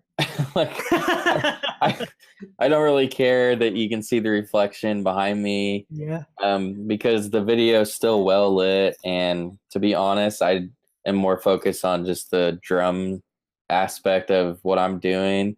But Mm. it's funny because it's like somebody comes along and they want to like, and sometimes they're just wanting to help, and I think that's what this guy was doing. He's super nice about it, but yeah, it's just funny. It's like, if you do it this way, uh, it's a lot better. But it's Mhm. like, well, I found that this way works for me, so I'm just gonna leave it alone. Mhm. There's so many things that I do that are sort of the wrong way, and I get around other people who, and sometimes I learn from the people. Sometimes I go, "Oh, that actually is probably a better way to go about doing that." Yeah, But a lot of times you have to learn as an artist when you need to care about what other people are thinking, and when what you're doing is just fine, and that their way is not the right way, it's their way. yeah, And that's a hard distinction to make. it is. I for me, it's just knowing what I'm bad at and what I'm good at, and I know that I could be way better with my audio and my drum mixes. So if there's somebody out there that can help me with that, then I'm all ears. But when it comes to like setting up my drums, there's people that'll be like, "Hey, your cymbals are too low," or if you angle your snare, you can hit it a little bit better. And it's like, no, this is how this is how I want them set up, because this is how I grew up playing. This is what I'm comfortable with. Yeah. Well, So and you have to remember that there's so many prolific musicians and creators throughout time that have done things extremely wrong. And a lot of times those things become the new right, because everybody else said, "Oh, that's interesting." They flip the symbol over or something like this, right? You flip yeah, the symbol over, and now you have a what are those called? What's that? It's the China cymbals. yeah, China symbol. Um, and I'm sure that's not exactly how that occurred, but just for hypothetical examples, a lot of times the old wrong, when people were trying that thing, they were scrutinized for trying that thing. But now it is it you would be wrong if you didn't do it that way. That's how history works, and that's how people work. Yeah, I couldn't agree more. I mean, I look at like Buddy Rich, like he started the whole tilting your snare away from you. Yeah, yeah, yeah. Uh, and now, like, when somebody does that, they're like, "Oh yeah, but that's Buddy Rich style," Mm-hmm. and it's like it's okay because he did it. Mm-hmm. Which you know? I'll have to look into this, but I feel like maybe when he started doing that, people were looking at him like, why would you ever do that? Like, because Yeah. it's not really a natural positioning unless you have figured out how to make that work. No, or like I don't know if you have heard of the drummer by the name of Daru. Okay. Daru Jones. He started on Instagram, and he tilts his snare like Buddy Rich style, but he also tilts his floor tom that way and his Mm. cymbals. Hmm. There's So everything is like it looks like it's upside down, yeah. and but he like is so comfortable with that. Hmm. The drummer for Jack White. That's him. Yeah, Is that him? Okay, yeah, okay, great. I just didn't know the name. Yeah, that's and I saw him play live one time, well, online, and I was like, oh, that's interesting. Like, what's weird is when you watch another drummer play with such a weird configuration, it's hard to enjoy it because you're like, I can't imagine myself being able to play that. Like, it's awkward, it's strange, but he has a very unique style. yeah, and it's like a part of his brand. Yeah, sure, sure, sure. Like when you see a picture of a drum kit and it's set up like that, you're automatically like, You think of him? yeah, that's Daru. Yeah, You know, yeah, that's it's like interesting. I could start filming videos and have my ride cymbal up to the ceiling and be like jumping for it, Right. and people would be like, well, people would probably think that's ridiculous, That's but Corey style. yeah, that's Corey's style.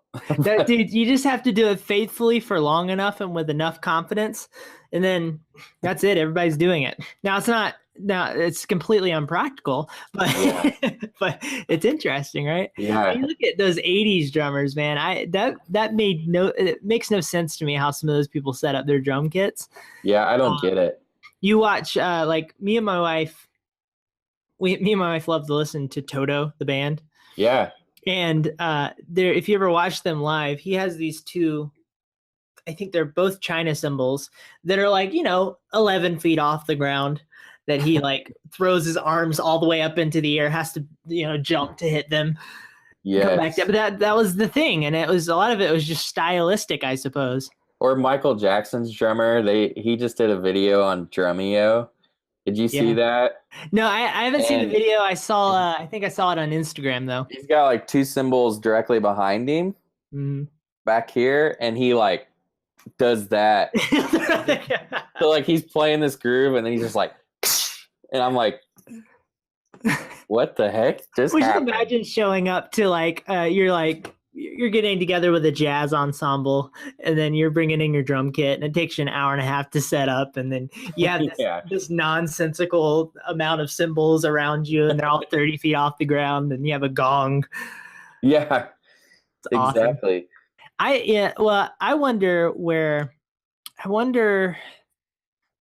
So I particularly love the sort of jazz setup of drums where you have a rack tom up here and a floor tom down here, and you have the snare, and it's like I feel like for a long time, I don't know. I wonder how that made its way into rock and all the other types of music that were out there, or where did it start first? I guess I've never really looked into that. I don't know for sure, but I mean they were setting drums up that way in the '60s Yeah. and in the '70s, and I don't know. I think it was always like that. Mm, mm. I don't know though. It'd be interesting to find out where that started. But it stood the test of time, I think, because it's so practical. Very practical way to set Yeah, up your it's drums. it's almost more comfortable than having the two rack toms, and you know, Right. I don't know. It's just yeah, it's like nowadays there's more drummers that just play with one rack tom. Probably like 80% of drummers. Yeah. Yeah. And yeah, I don't know. For me, it's just a comfort thing. I'm so glad I don't live in the 80s because I've never liked that style of uh Rush. What's his name? Oh, Neil Peart. Neil Peart. Yeah, I've never liked the style of having a drum set that you have to rent a semi truck and Yeah, bring it to the venue. you have to spin around in a chair. You have to Yeah, the only thing that I really like, and I here soon I'll have another drum kit like this, but I like two floor toms. Oh, sure. So Yeah. I like having a rack tom and two floor toms. Hmm. That's my preferred setup. I don't have that right now, but I'm getting a new drum kit soon, and it'll be that setup. Oh, that'll be exciting to watch. Okay, Yeah. we're getting into the weeds of technicality and drumness. So, um, Uh, well, another thing that I wanted to ask you was, what are some of your current struggles as a growing musician right now? What do you struggle with? Like practical or Uh, on a well, it could absolutely be practical, but I would love to hear sort of on a deeper level, like what you're trying to accomplish and your goals, and maybe something that you're running into a wall with, maybe. right. Excuse me. Right now, um, I kind of feel like plateaued a little bit when it comes to my skill level, and I think part of that is just because I'm in an apartment right now, and like we talked about earlier, I don't have that access to the drum kit as much as I used to, and so I just don't have the time to like experience and practice new things and get to that next level. So that's been a challenge, and hopefully that'll change soon when I get a house. But um, another thing would be, like one of my goals is to go on like a full time tour and with somebody, and I don't know who that would be with, and it would have to be the right opportunity for me now that I'm like married and yeah, and I'll probably have a family in the next 5 years. What kind of music would you lean towards if you wanted to find a band to go on tour with? Um, I don't know. Probably either just like either rock, like alternative rock, or hip hop. Hip hop. Okay, that's interesting. Just because of Yeah, the sort of tight, interesting beats. yeah. I really there's something about just like hip hop beats or rap beats that like just laying down a tight beat is like satisfying. Mm. I like So I love when people take these pretty simple beats and add just some dirtiness to it, and like just yeah, these sort of offbeat hi-hat hits, and the kick yeah. hits in a little bit of the wrong way, but it's so perfect. I think that if I had to pick somebody to tour with, um, I'm a huge John Mayer fan. I Okay. like I really like his trio stuff and like his Continuum album. Mm. I would love to tour with him just because he's so versatile and every night of his tours are different. Um, but just those raw artists like that, I would probably want to tour with somebody like that, or even just a pop artist. I mean, just playing pop songs. Really, I think the main thing for touring is I love traveling too, and I've traveled a lot, but I would like to travel some more. Mhm. And so I think if I can travel and play drums while being able to provide financially, then that would be like a goal of mine for a little bit. I don't know if I would do it forever, but Mhm. that's something that I've always wanted to do. I've done tiny tours and I've done fly out gigs. Um, I did fly out gigs through college, so I would go to school all week and then I would fly out on Friday somewhere with a band or an artist, and then I would fly home Sunday after playing shows over the weekend and then go back to school. So I've done that. That's really tiring though. Mhm. um, so yeah, like a full on tour is something I want to experience. Um, Have you thought about the steps that will get you from here where you are now feeling plateaued and not on tour to feeling less plateaued and more on tour? yeah, I think one of them would probably be moving um, to a city that's more has a bigger music scene. Mm. Um, but at the same time, I mean, I have friends that have gotten touring gigs from being online or just knowing the right people. Mhm. And I think knowing the right people is the biggest thing. And I was talking to a friend of mine about a month ago on the phone. Um, he owns a big company called Big Fat Snare Drum, and little did I know, I've known this guy for like 2 or 3 years now, and little did I know that he's like a touring manager for a bunch of big artists. And so he was like telling me about all this stuff, and I was like, dude, you ever need a drummer, please like call me because I would like to go on a tour sometime and just experience what that's like. Mm.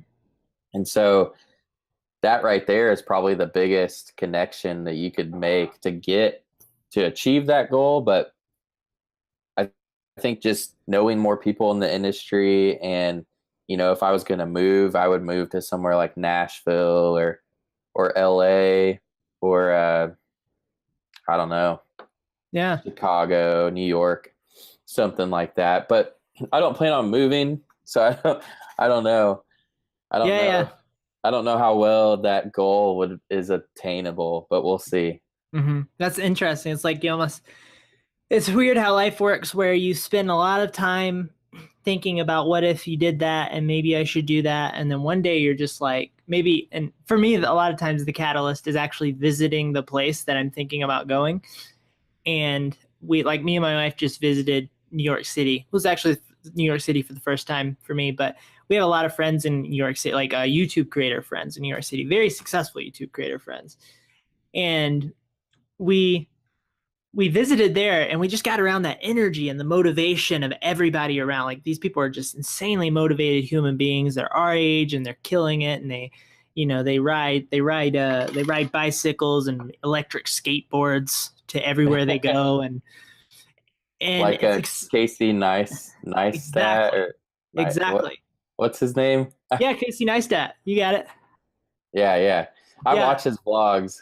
Okay. All right. That's Well, cool. sometimes, not every day, but Mm-hmm. We actually got to meet him when we were there. That was really fun. oh, that's awesome. Yeah, we bumped into him. Our friends actually, our two of our closest creator friends, which we work with, actually their office is in the same building as him.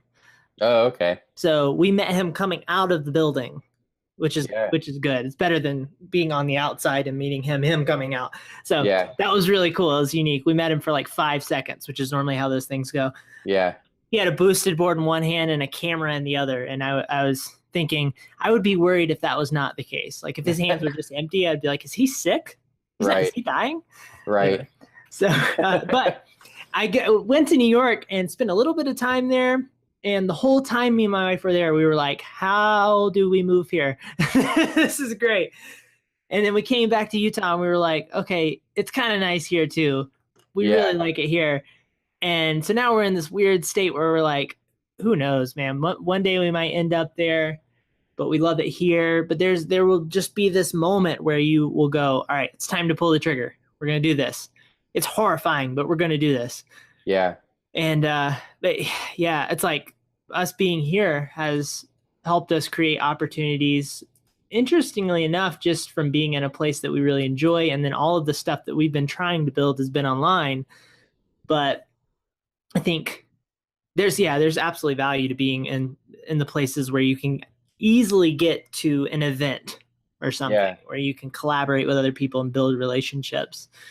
But I think the main thing is just being intentional towards that wherever you are, putting in an enormous amount of work to try to build relationships with the people who may be valuable to you someday. What were you gonna say?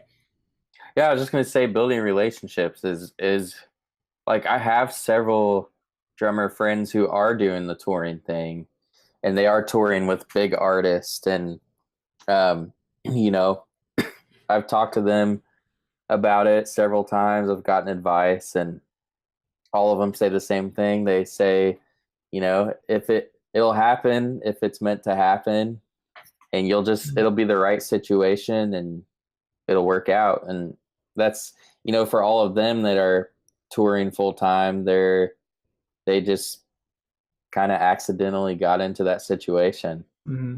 So I'm like, well, we'll see what happens. Yeah.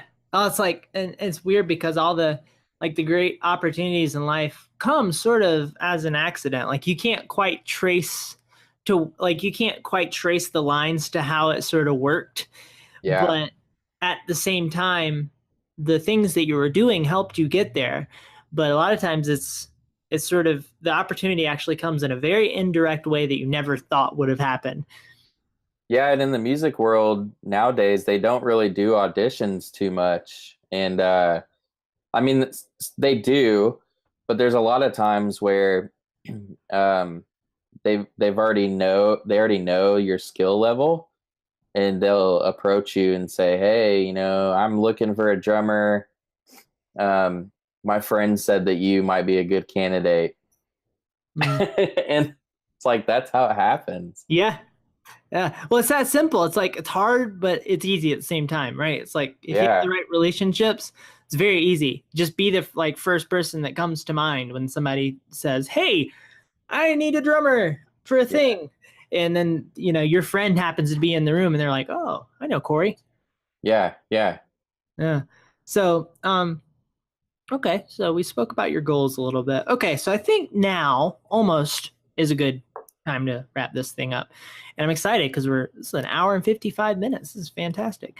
Wow. Yeah. Uh, the last thing I wanted to ask you was what do you hope somebody takes away from watching you do what you do? It's a good question. For me, the reason I post to Instagram pretty much daily is I just want to inspire um, the younger musicians out there and older too, but I just want to inspire those drummers out there that are in the shoes that I was in um, as a kid, that anything's possible, and you could do anything if you put your mind to it. I know that that's kind of like a lot of people say that, but it's very true. And There's the a world, reason why people repeat it all the time. yeah, the world is changing with social media and the internet, and there's new ways to get your name out there and get endorsed by your the companies that you've dreamed of, getting endorsed by. And there's ways to get gigs, and there's ways to get better at your craft, and it's all available right there on the internet. And I think that's the biggest thing for me, is just inspiring other people to know that they can do exactly what I'm doing. And if you're afraid to start it, just go out there and do it anyway. Even if you think you're bad, you got to start somewhere. And it's always good to put content out, whether you like it or not, and just kind of see what happens. And there might be a hater or two that tries to tear you down or discourages you, but if that's the case, then it just means you're doing something good. That's what I was going to say. So The haters just mean you're doing something interesting. yeah, so don't let that get to you, and just do what you want to do, even if it's not drumming. If it's photography or sports or music or food and cooking or anything. Just do what you like to do, because I think it'll keep you happy in the long run. Mm. I think we need more pottery sculptors out there. Yes. I think our society's low on pottery sculptors. Yeah, that could be a thing. Somebody needs to start Pottery it. sculptor drummer hybrid Oh thing. gosh. We're gonna talk after this because that's something we gotta develop. It's awesome. Okay, this is a good spot to wrap it up. First off, if you've been hearing sounds of things sticking together and ripping apart, that's because I can't help but play with this Velcro thing that's sitting on my desk over here. It wasn't too loud. I realized halfway through this, I'm like, oh my gosh, this is probably ruining everything. I don't think I even heard it. Good, great. Hopefully, no one else did. On my last one, I forgot to eat lunch, and my stomach was growling the whole time, and it was very stressful. But anyway, I digress. Links below for Corey. I would love to hear everyone's thoughts about this conversation. And thank you so much again, Corey, for giving me some of your time, giving us some of your time. Really appreciate it. And I hope everyone has a lovely day, and goodbye. Yes, thank you. You bet.